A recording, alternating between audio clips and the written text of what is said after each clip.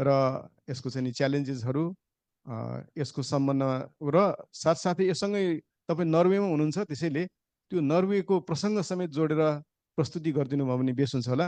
अनि हाम्रो यहाँ यो जुन हाम्रो यो फोरम यहाँ हाम्रो अहिले यहाँ यो हलमा छौँ, यो हलमा त हाम्रो धेरै मान्यजनहरू हुनुहुन्छ है। यहाँ हाम्रो यो नेसनल प्लानिङ कमिसनको सदस्यज्यू नै यहाँ हुनुहुन्छ है, सुरुदेखि बसिराख्नु भएको छ। हामीले सम्बोधन नगरेको मात्रै यो प्राज्ञिक भएको हुनाले अघि भाइस चान्सलर पनि यहीँ हुनुहुन्थ्यो। अनि हाम्रो विभिन्न अरू देशबाट पनि हुनुहुन्छ यहाँ, हाम्रो म्यानमारबाट हुनुहुन्छ, हाम्रो बङ्गलादेशबाट, युकेबाट, धेरै ठाउँबाट हुनुहुन्छ। मैले तपाईँलाई यो जानकारी गराएँ। प्लिज है, the forum is yours, please. Thank you, Dr. Saab. Thank you, respected former Vice Chancellor. I had really a great honor and pleasure to collaborate with your university. Can you hear me or not? Bishal sir, एक question पर्खिनु है sir. Hello, check. Hello. ठीक छ sir. Yes, thank you. So I will, with all protocol observed, we have His Holiness is here, my great respected gurus, my source of inspiration, Dr. Bhola Yogi, Dr. Chintamani Yogi, LP Bhanu Sharma, Chitish Barakoti sir, all protocol observed. Since this is a international gathering, let me share some of my insight in English, and then I will also summarize a little bit in Nepali, if you permit me. But respected sirs and everybody, if you see in my background here, there is a university, this Norwegian University of Life Sciences. Snow is recently melted, so again spring has come. But in this building, on top of the building, there is a small, very nice black spot, but that is a small statue of Greek goddess Athena. Athena means the goddess of wisdom and courage. That means that we need wisdom. Pragya is essential, but also upaya kausal is essential. So pragya and upaya is very much required for any kind of yoga or Buddhist philosophy. And below that, there is a clock.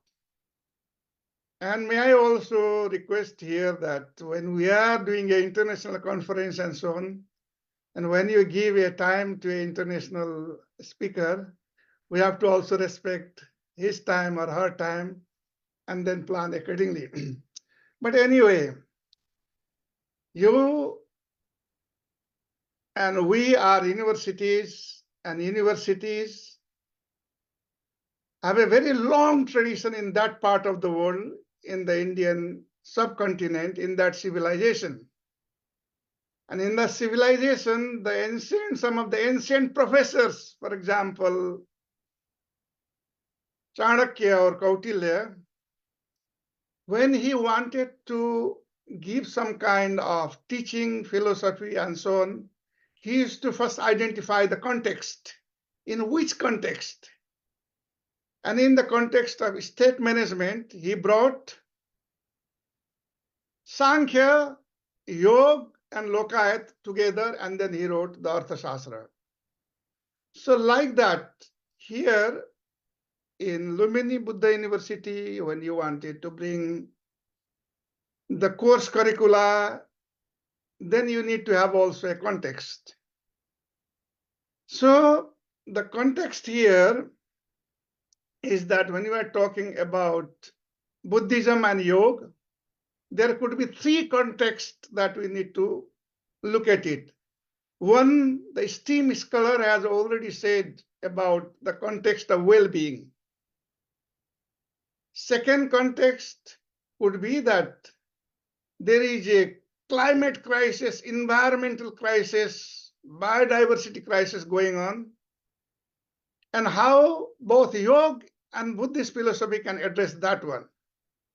And the third contrast is that because of the conflict, war, inter and intra-state conflict, so many things going on, another context would be how Buddhist philosophy and yoga can address to the issue around international relation. These three can be context. And for example, when you talk about the well-being, what is the yoga theory of disease there? What is the Buddhist theory of disease there? This has to be clarified in that context. For example, Chitish Barakoti sir has already mentioned that when we are talking about yoga theory of disease,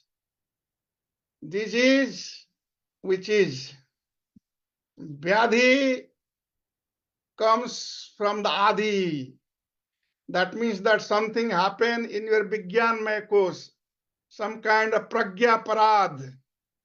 And then that percolates down to the Manomaya course. And if you cannot handle it there, it goes down to your Pranamaya course. And then if you through pranayama and so on, if you cannot handle that, and finally it manifests into the disease, your Annamaya course. What is the Buddhist theory of disease? Disease, the suffering, is because of this poison, three mental poisons. And also there is a huge karma doctrine behind. Why do human beings suffer? So this has to come in that kind of context. And so we have to address the problem at their source. Another one is myself, being a professor of international environment and development studies, environmentalism, climate change. This is a burning issue where a lot of funding is flowing around the world. I have project in Africa, I have project in Western Balkan, and so on, to teach and develop course curriculum on personal transformation in rapidly changing environment. There I use a lot of wisdom tradition also as a source of transformation. And if time permitting, I can show you some slide. Third one, the international relations. Look at the conflict, inter and intra-state war, the war between Ukraine and Russia. Same people following the same orthodoxy, same kind of wisdom tradition, same races, fighting like anything. One Vladimir, another Vladimir. In Palestine, the descendant of same Abraham, they are also fighting and killing each other. What is the source of that problem? This hot bath. And therefore, now this existing theory, what we teach in university and what kind of awareness, what we need, what kind of insight we need, what kind of connection we need, what kind of agency we need, those theories are not really working in the international arena. So we need alternate and wisdom-based theories and practices.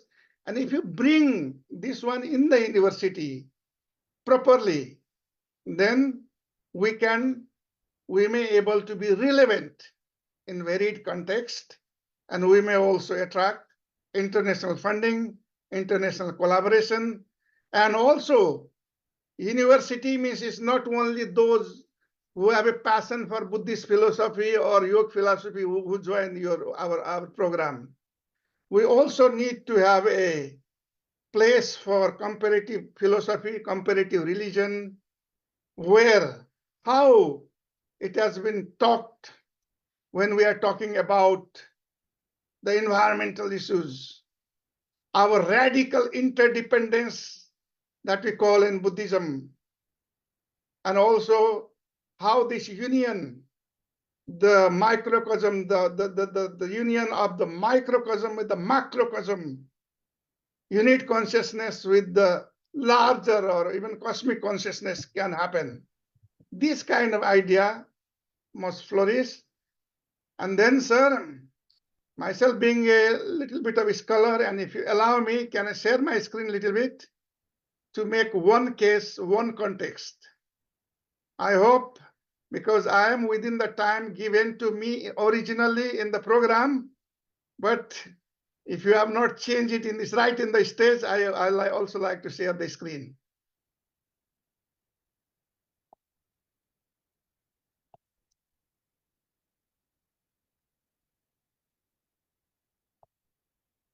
Do you see my screen, sir? Full screen?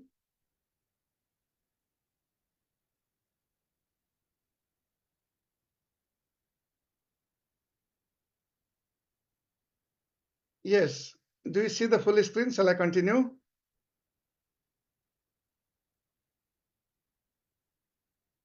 Okay.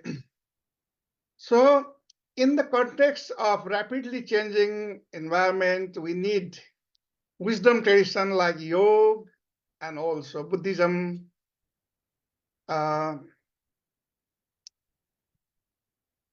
then I must say that we all know that the same earth, the human being has created a very, very, very bad footprint, the same earth that where the Lord Buddha witnessed for his enlightenment and, with the Bhumi Spasya Mudra.